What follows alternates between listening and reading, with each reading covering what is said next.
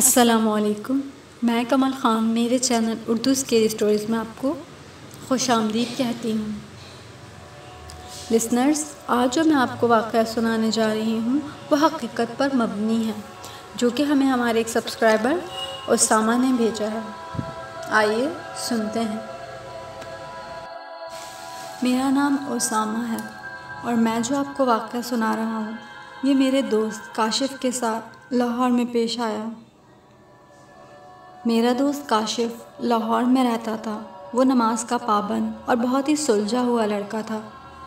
وہ روز تمام اوقات کی نماز مسجد میں باجماعت ادا کرنے جاتا تھا۔ ایک دن اس کا میرے پاس فون آیا کہ یار اسامہ، میرے ساتھ کافی دن سے ایک بہت عجیب بات ہو رہی ہے۔ میں اس سے کافی زیادہ پریشان بھی ہوں۔ میں نے اس سے بات پوچھی تو اس نے مجھے بتایا کہ جب میں مسجد جاتا ہوں تو راستے میں ایک نیم کا درخت پڑتا ہے۔ میں جب بھی اس درخت کے پاس سے گزرتا ہوں تو اس درخت سے کوئی عورت میرا نام لے کر پکارتی ہے اور آوازیں دیتی ہے، لیکن میں بنا رکے اپنے راستے چلا جاتا ہوں۔ میں نے جب یہ سنا تو میں بھی پریشان ہو گیا۔ خیر، میں اس وقت اپنی پریشانی اپنے دوست پر ظاہر نہیں کرنا چاہتا تھا، کیونکہ میرا دوست پہلے ہی مجھ سے زیادہ پریشان تھا۔ یہ سب سننے کے بعد میں نے اس سے کہا کہ تم اپنا راستہ بدل دو اور اب کبھی بھی اس درخت والے راستے کو اپنے لیے استعمال نہیں کرنا۔ کاشف نے ایسا ہی کیا۔ اس بات کو کافی مہینے گزر گئے اور میرا دوست کاشف اور میں، ہم دونوں ہی یہ سب کچھ بالکل بھول گئے۔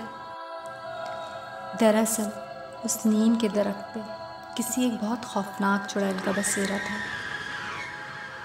اور یہ بات علاقے کے کچھ لوگ اور مسجد کے مولوی صاحب بھی جانتے تھے، لیکن کاشف اور میں، ہم دونوں ہی اس بات سے غافل تھے، اور کاشف نے اس بات کا ذکر میرے سوا کسی اور سے کیا بھی نہیں تھا۔ اس تمام واقعے کے کچھ مہینوں بعد کاشف نے دوبارہ سے اس راستے کو اپنے لیے استعمال کرنا شروع کر دیا تھا۔ کچھ دن تک تو سب کچھ بالکل ٹھیک رہا۔ پھر ایک روز جب کاشف اس راستے سے گزرا تو اس درخت سے پھر وہی آوازیں آئیں۔ اس بار کاشف کی قضا تھی، کیونکہ کاشف نے ہمیشہ اس راستے سے گزرتے وقت اس درخت سے آنے والی آوازوں کو اور اس آواز دینے والی کو نظر انداز کر کے گزرنا مناسب سمجھا تھا، لیکن اس بار ایسا نہیں ہوا تھا۔ اس بار کاشف جب اس درخت کے نزدیک سے گزرا تو اس درخت پر موجود اس خبیث چڑیل نے اسے آواز دی، اور کاشف نے پیچھے مڑ کر دیکھا۔ کاشف کا ماننا تھا کہ درخت پر موجود وہ خبیث چڑیل اس بار اپنے ناپاک ارادے میں کامیاب ہو گئی، کیونکہ کاشف نے جیسے ہی مڑ کر دیکھا تو اس خبیث چڑیل نے کاشف پر حملہ کر دیا۔ اس کے کیے گئے اس حملے میں کاشف بہت زیادہ زخمی ہوا، کیونکہ اس چڑیل نے اپنے نوکیلے ناخون سے کاشف کی گال، گردن اور چہرے کو مکمل نوچ ڈالا تھا۔ اتنا زخمی کر دیا تھا کہ کاشف کے ان اعضاء سے خون بہہ رہا تھا، اور جس وقت وہ خبیث چڑیل کاشف کو نوچنے میں لگی تھی، کاشف نے اسی لمحے تلاوت شروع کی۔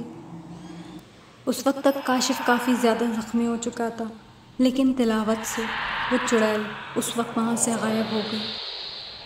کاشف ہمیں سڑک پر شدید زخمی حالت میں ملا۔ ہم سب جب اس کے پاس پہنچے اور ہم نے اس سے پوچھا کہ اس کے ساتھ یہ سب کیا ہوا ہے، تو اس نے ہمیں کسی طرح سارا معاملہ بتایا۔